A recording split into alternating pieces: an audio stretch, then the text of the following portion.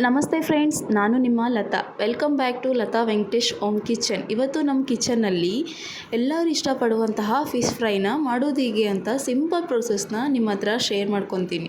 ಬಾಯಿಗೆ ರುಚಿಯಾಗಿ ಎಕ್ಸ್ಟ್ರಾ ಟೇಸ್ಟಾಗಿ ಮಾಡಿ ಅಂತ ನನ್ನ ಫ್ಯಾಮಿಲಿಯವರು ಹೇಳಿದರೆ ನಾನು ಹೀಗೆ ಮಾಡ್ತೀನಿ. ಅವರು ಒಂದು ಮಾತು ಮಾತಾಡದೆ ತೃಪ್ತಿಯಾಗಿ ತಿಂತಾರೆ. ರುಚಿ ಅದ್ಭುತವಾಗಿರುತ್ತೆ.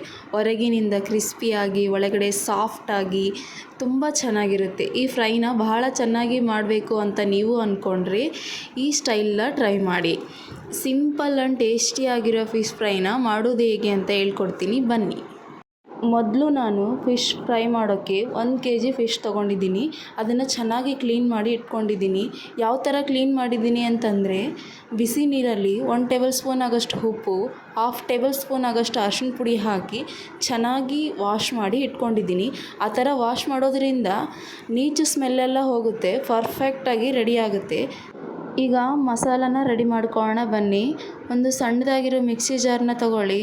ಒಂದು ಸ್ವಲ್ಪ ಶುಂಠಿ ಹಾಕಿ, ಸಿಪ್ಪೆ ತೆಗೆದಿರುವ ಬೆಳ್ಳುಳ್ಳಿನ ಹಾಕಿ ಒಂದು 7ರಿಂದ 8, ಒಂದು 4ರಿಂದ 5 ಹಸಿಮೆಣಸಿನ್ಕಾಯನ್ನು ಹಾಕಿ, 1/2 ಹಿಡಿ ಆಗೋಷ್ಟು ಕೊತ್ತಂಬರಿ ಹಾಕಿ,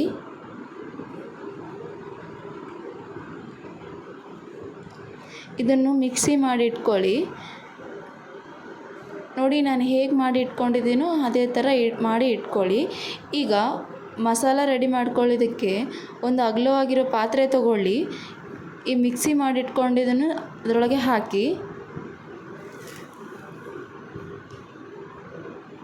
ಈಗ 1 ಟೇಬಲ್ ಸ್ಪೂನ್ ಆಗೋಷ್ಟು ಖಾರದ ಪುಡಿ ಹಾಕಿ. ಯಾಕಂದರೆ ಹಸಿಮೆಣಸಿನ್ಕಾಯಿ ಹಾಕಿದ್ದೀವಲ್ಲ, ಖಾರ ಆಗಿಬಿಡುತ್ತೆ, ಸ್ವಲ್ಪ ಹಾಕಿ. 2 ಸ್ಪೂನ್ ಆಗೋಷ್ಟು ಅಕ್ಕಿ ಹಿಟ್ಟು ಹಾಕಿ, 1 ಟೇಬಲ್ ಸ್ಪೂನ್ ಆಗೋಷ್ಟು ಕಾರ್ನ್ಫ್ಲೋರ್ ಹಾಕಿ, ಮೆಕ್ಕೆಜೋಳ ಹಿಟ್ಟು ಅಂತಾರಲ್ವ ಅದು ಇಲ್ಲ ಅಂದರೂ ನಡೆಯುತ್ತೆ, ಅಕ್ಕಿ ಹಿಟ್ಟೆ ಸೇರಿಸಿ. 1 ಟೇಬಲ್ ಸ್ಪೂನ್ ಆಗೋಷ್ಟು ಗರಂ ಮಸಾಲ, 1 ಟೇಬಲ್ ಸ್ಪೂನ್ ಆಗೋಷ್ಟು ಚಾಟ್ ಮಸಾಲ, 1 ನಿಂಬೆಹಣ್ಣು ರಸ ಹಾಕಿ,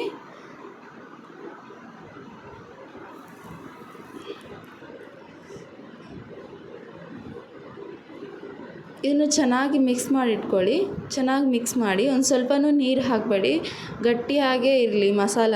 ಯಾಕಂದರೆ ಆಲ್ರೆಡಿ ಮೀನಿನ ಪೀಸ್ ಮೇಲೆ ನೀರಿನ ಅಂಶ ಇರುತ್ತೆ ಅಲ್ವಾ, ಗಟ್ಟಿಯಾಗಿದ್ದರೆ ಚೆನ್ನಾಗಿ ಹೊಂದ್ಕೊಳ್ಳುತ್ತೆ, ಪರ್ಫೆಕ್ಟಾಗಿ ಮ್ಯಾಚ್ ಆಗುತ್ತೆ ಮಸಾಲ. ನೋಡಿ, ನಾನು ಯಾವ ಥರ ಮಾಡಿದ್ದೀನೋ ಸೇಮ್ ಅದೇ ಥರ ಮಿಕ್ಸ್ ಮಾಡಿ ಇಟ್ಕೊಳ್ಳಿ. ಈಗ ಆಲ್ರೆಡಿ ಕ್ಲೀನ್ ಮಾಡಿ ಇಟ್ಕೊಂಡಿದ್ವಲ್ಲ ಪೀಸಸ್ನ, ಈಗ ಅದನ್ನು ತೊಗೊಳ್ಳಿ, ಚೆನ್ನಾಗಿ ಅಪ್ಲೈ ಮಾಡಿ. ನೋಡಿ, ನಾನು ಯಾವ ಥರ ಅಪ್ಲೈ ಮಾಡ್ತಿದ್ದೀನೋ ಸೇಮ್ ಅದೇ ಥರ ಅಪ್ಲೈ ಮಾಡಿ.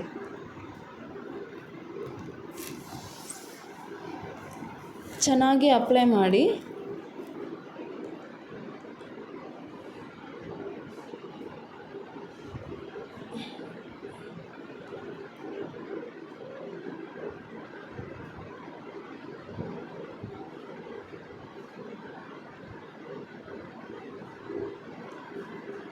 ನೋಡಿ, ಕರೆಕ್ಟಾಗಿ ಆಗಿದೆ. ನಾವು ಮಾಡ್ಕೊಂಡಿರೋ ಮಸಾಲ 1 kgಗೆ ಮೀನಿಗೆ ಕರೆಕ್ಟಾಗಿದೆ. ಇನ್ ಕೇಸ್ ನಿಮ್ಗೆ ಏನಾದರೂ ಮಸಾಲ ಉಳಿತು ಅಂತಂದರೆ ಆಯಿಲಲ್ಲಿ ಫ್ರೈ ಮಾಡ್ತೀವಲ್ಲ ಅವಾಗ ಮೇಲೆ ಹಾಕಿ.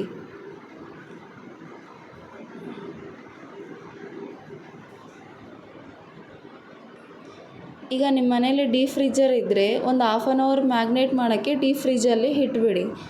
ಚೆನ್ನಾಗಿ ಮಸಾಲ ಹೊಂದ್ಕೊಳ್ಳುತ್ತೆ. 1/2 hour ಡೀಪ್ ಫ್ರೀಜಲ್ಲಿ ಇಟ್ಬಿಡಿ.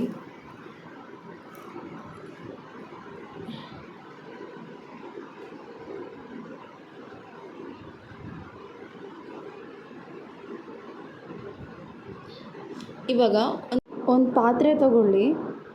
ಒಂದು 7ರಿಂದ 8 ಟೇಬಲ್ ಸ್ಪೂನ್ ಆಗೋಷ್ಟು ಎಣ್ಣೆ ಹಾಕಿ, ನಾವು ಆಲ್ರೆಡಿ ಮ್ಯಾಗ್ನೇಟ್ ಮಾಡಿ ಇಟ್ಕೊಂಡಿದ್ವಲ್ಲ ಪೀಸಸ್ನ ಹಾಕಿ. ನೋಡಿ, ಲೋ ಫ್ಲೇಮಲ್ಲಿ ಇಡಿ.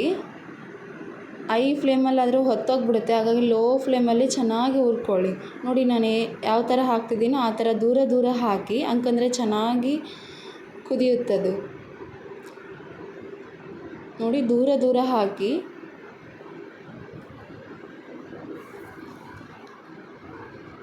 ಈಗ ಕುದ್ದಿರೋದನ್ನ ಟರ್ನ್ ಮಾಡ್ತಾ ಹೋಗಿ, ಸ್ಲೋ ಆಗಿ ಟರ್ನ್ ಮಾಡಿ.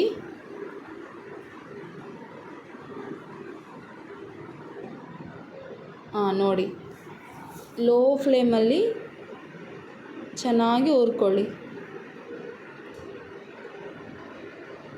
ನೋಡಿ ಸೈಡು ಸ್ವಲ್ಪ ಕುದ್ದಿರಲ್ವಲ್ಲ, ಹಾಗಾಗಿ ಆ ಥರ ಟರ್ನ್ ಮಾಡಿ ಚೆನ್ನಾಗಿ ಕುದಿಸ್ಕೊಳ್ಳಿ.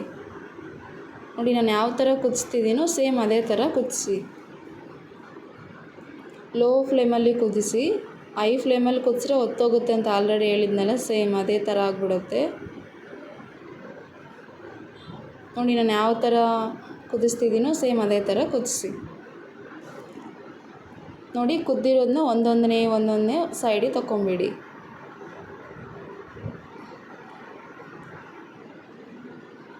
ಈಗ ಉಳಿದಿರೋದನ್ನೆಲ್ಲ ಮತ್ತೆ ಹಾಕಿ ಲೋ ಫ್ಲೇಮಲ್ಲಿ ಚೆನ್ನಾಗಿ ಕುದಿಸ್ಕೊಳ್ಳಿ.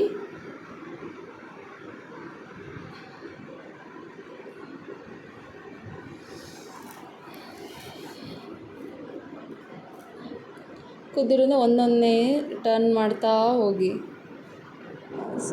ಸೇಮ್ ಟರ್ನ್ ಮಾಡ್ತಾ ಹೋಗಿ ಚೆನ್ನಾಗಿ ಲೋ ಫ್ಲೇಮಲ್ಲಿ ಕುದಿಸ್ಕೊಳ್ಳಿ. ನೋಡಿ ಎಷ್ಟು ಕಲರ್ಫುಲ್ಲಾಗಿ ಕಾಣ್ತಾ ಇದೆ ಅಲ್ವಾ?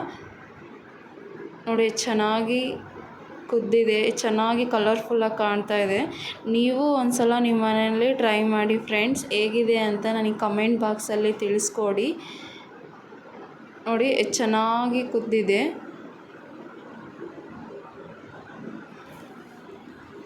ಲತಾ ವೆಂಕಟೇಶ್ ಕಿಚನ್ಗೆ ಪ್ಲೀಸ್ ಸಬ್ಸ್ಕ್ರೈಬ್ ಮಾಡಿ, ಶೇರ್ ಮಾಡಿ. ನೆಕ್ಸ್ಟ್ ವಿಡಿಯೋದಲ್ಲಿ ಸಿಗ್ತೀನಿ friends. Bye. Thank you so much.